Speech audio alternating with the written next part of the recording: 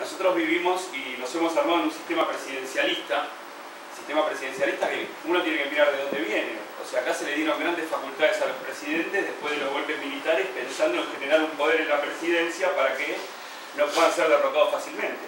Ahora, como todo, vos lo puedes usar para el bien o para el mal. Me parece que este hombre está en la línea border de la ilegalidad, pero ahí es donde nos encontramos con una encrucijada. Y estamos, como te digo, volviendo a una política que a mí me parece, digo, ella sabe más que yo, pero me parece que estamos volviendo a una política económica de los 70 más de los 90. Ahí quería parar. ¿Por qué de los 70?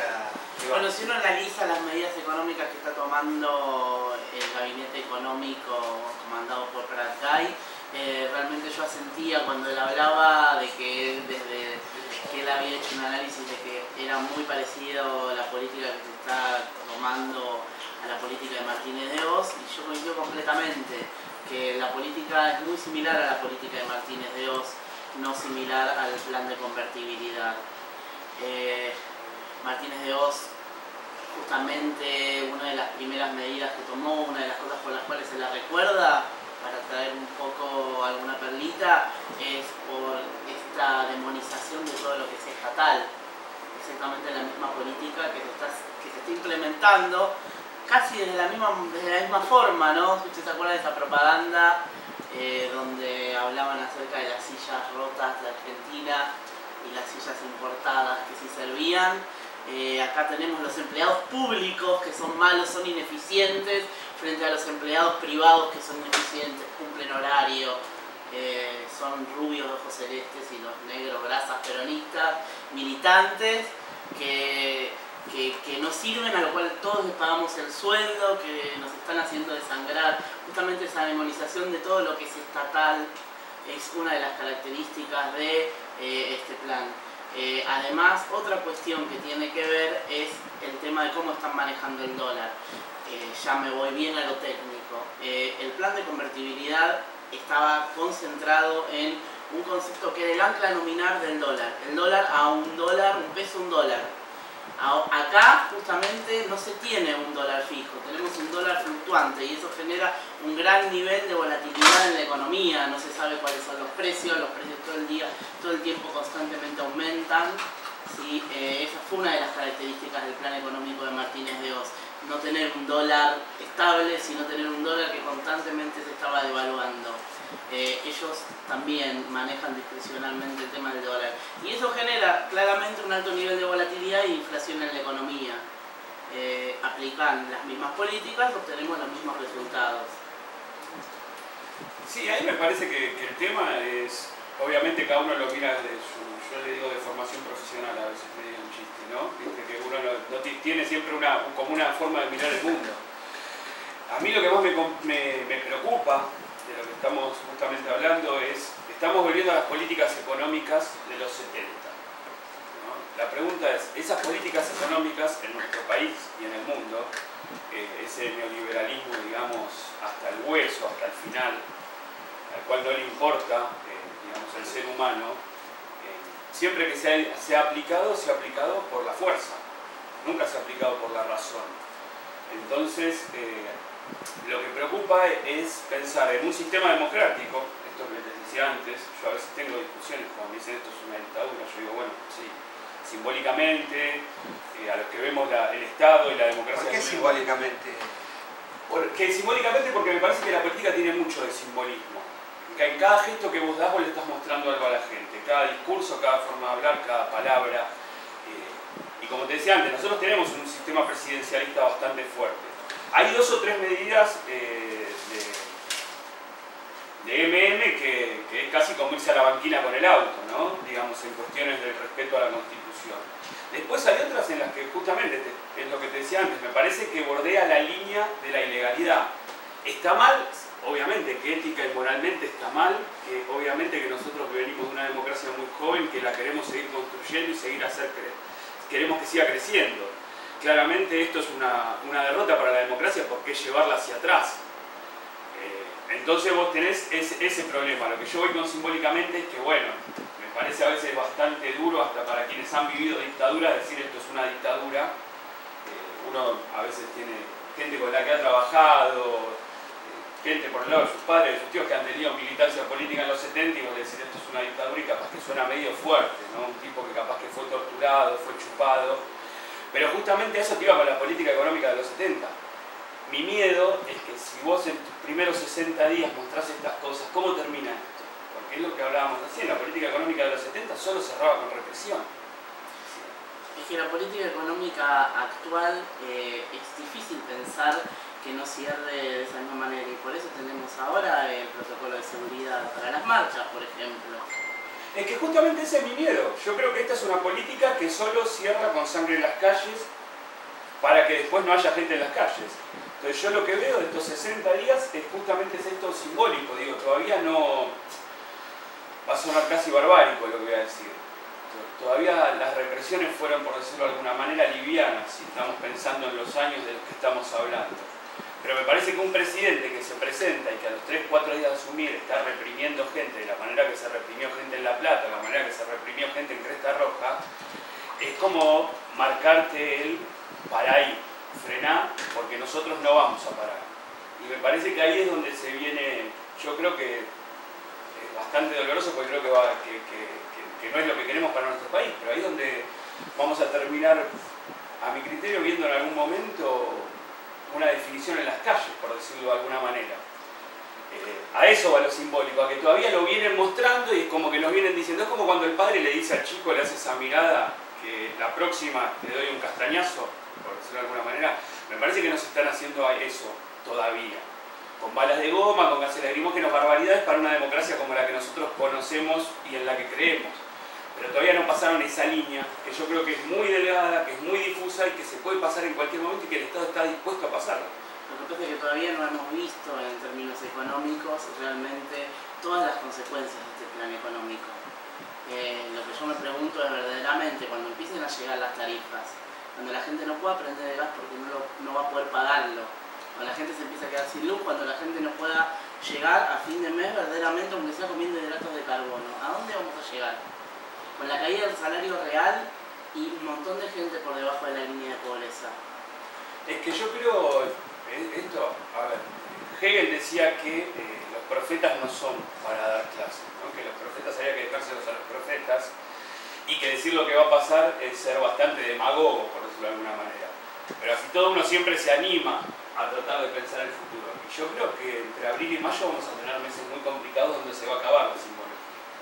Yo creo que, como dice acá la compañera, cuando nos encontremos con las facturas con un aumento enorme, cuando los padres se den cuenta que les cuesta pagar la cuota del colegio, cuando nos encontremos con un Congreso que, como vienen las cuestiones simbólicamente, intente frenar ciertos avasallamientos a la Constitución y nos encontremos con un presidente que no lo hace, me parece que ahí nos vamos a encontrar ante una situación muy complicada.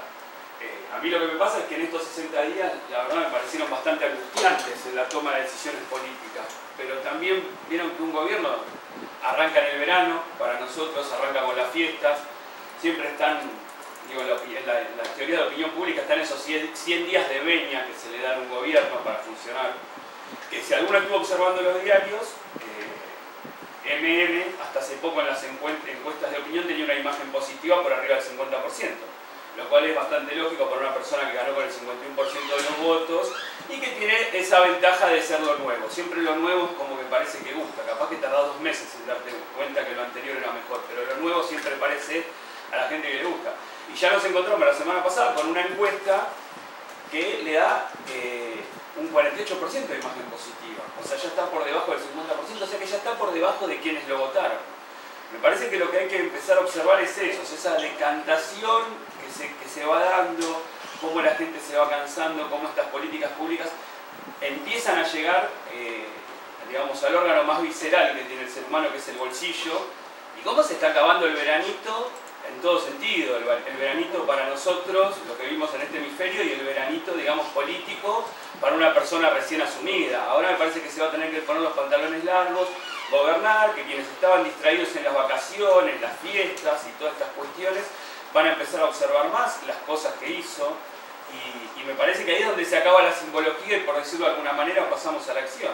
Creo que ahí es donde nos vamos a encontrar en una situación de conflicto bastante grande. Ojalá que no sea un conflicto social enorme. Yo digo ojalá porque soy de los que no quiere ver ciudadanos compatriotas en las calles como ya vimos el 19 y 20 de diciembre, pero me parece que el gobierno está empujando a la ciudadanía a eso o a callarse. Y me parece que los argentinos no somos un pueblo de callarnos y irnos a dormir a casa. Te consulto. Sí. ¿Te acordás de la 1050? Me vino a la memoria hablando de todo esto. No te acordás, ¿no? No. Yo te recuerdo. La 1050 fue una ley que se llamó 1050 porque es la que le quitó la vivienda a muchos argentinos en la época de Martínez de Oz. A través de una hipotecaban, porque el crédito era accesible, porque después de venir de una época en la que el tema de comprar, era más fácil comprar una casa que comprar un auto, en aquella época, vino Martínez de Oz y metió la 1050. Con la 1050, ¿qué pasó? Muchos argentinos perdieron sus casas, porque en aquella época era todo a través del hipotecario, y en ese momento perdieron sus viviendas y quedaron muy complicados, porque quedaron sin casa. Bueno, respecto a todo el tema que vos me estás hablando de la política de Martínez de Oz, hay que tomar en cuenta que si bien la política que se está tomando desde el gabinete económico y desde este ministro de Economía que tenemos ahora devenido el ministro de Hacienda, si bien es muy parecida a las políticas que tomaron el gabinete de Martínez de Oz, la coyuntura económica internacional es muy diferente. Porque justamente cuando hablamos de la época del proceso, tenemos dos patas. El modelo económico cerraba con represión, pero también cerraba con un gran ingreso de dólares. Había una gran oferta de dólares por todo el tema de que los capitales internacionales estaban sobreabundando por esta cuestión de los petrodólares y que estaban buscando nuevos destinos. Entonces ingresaron muchísimos capitales que pudieron fomentar un veranito, que realmente yo inocentemente creí que era de la misma manera iba a cerrar, que iban a conseguir muchísimos dólares, ¿sí? Que se iban a empezar a endeudar, pero se les está complicando mucho, con lo cual me asusta todavía más la situación, porque no tienen el apoyo de ese veranito que te puede llegar a dar para la clase media, el que ingresen muchísimas importaciones baratas, que haya un gran acceso a los dólares, y solamente tenés las monedas negativas. No, eso tampoco. Pero me parece que justamente la tónica que dice ella, viste que uno, al margen de cómo te da su corazoncito, digo, yo soy una persona que milita desde los 13 años, tengo 37, tengo 24 años de militancia, casi. Ya estás viejo militando. Claro, militando estoy viejo y se supone que para la vida todavía me mantengo joven. Pero al margen de eso, uno a veces se pone directamente desde el lugar profesional y cuando asume esta gente, el primer pensamiento que uno hace es, bueno, a ver cómo van a llevar las cosas lo mejor posible para que no destruyan el país en 3 meses. Algo que uno estaba convencido que iba a pasar. Entonces decís, bueno, tienen un país desendeudado, van a salir a pedir crédito, van a mantener ciertas políticas públicas, porque otro análisis que uno hacía es, ganaron por el 1%. Yo me acuerdo que mi análisis el 23 de noviembre, cuando me logré levantar, digamos, era, esta gente ganó por el 1%. Todo lo que yo decía, y le decía a quienes capaz pensaban en votarlo, mirá, capaz que hace esto, decía, bueno, capaz que no lo hacen, porque es muy exigua la diferencia.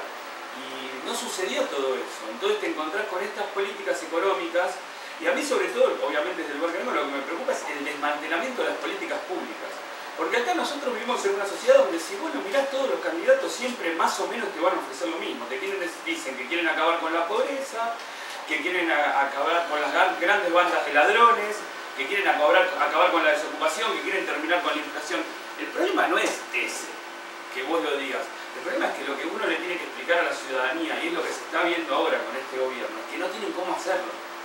No es el enunciado, es cómo llevas a vos adelante la política pública para poder conseguir esas cosas. No existe candidato que te diga queremos aumentar la pobreza, queremos aumentar la desocupación, queremos desmantelar el Estado. Me parece que la cuestión ahí que tenemos es esa. Vos prometés, pero no es el qué vas a hacer, es cómo lo vas a hacer. Y me parece que ahí es donde nos encontramos con estas falsas promesas de campaña, más un montón de cuestiones encubiertas que se dijeron.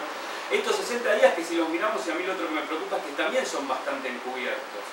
Porque cuando hablas de números fácticos de la economía, como habla ella, capaz que si el interlocutor te quiere escuchar, es más fácil que te entienda.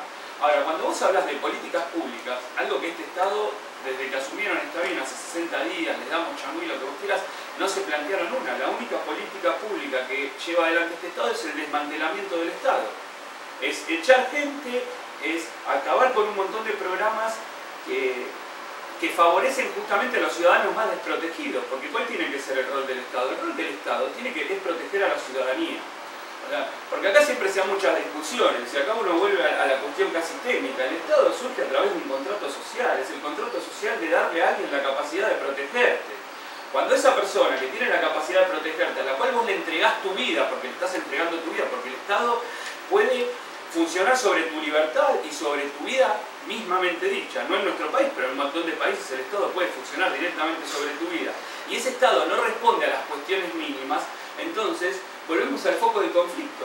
Si yo hago un contrato con vos, lo firmamos, quedamos de acuerdo en algo, y vos rompés el contrato, en el momento en el cual yo dejo de respetar ese contrato, ¿quién fue el que falló? Falló quien rompió primero el contrato, y en este caso está rompiendo primero el contrato del Estado. En el momento en que el Estado decide no ocupar el rol de ayudar a los más débiles, porque en ese contrato social la democracia va evolucionando y la ayuda siempre es para los sectores más débiles, como el famoso primero los niños. Nosotros siempre protegemos al más débil, el Estado tiene que proteger al más débil. En el momento que el Estado te suelta la mano, ¿cuál es tu obligación como ciudadano? No estoy llamando a una rebelión civil, ni mucho menos, pero me lo pregunto porque me parece que es algo que hay que preguntarse. ¿Cuál es tu obligación para con el Estado en el momento que el Estado deja de cumplir las obligaciones que tiene para con vos? Ahí es donde nos metemos en una encrucijada muy importante, que es hacia dónde vamos, cómo se llegan a encauzar todo este tipo de cosas. Es lo complicado.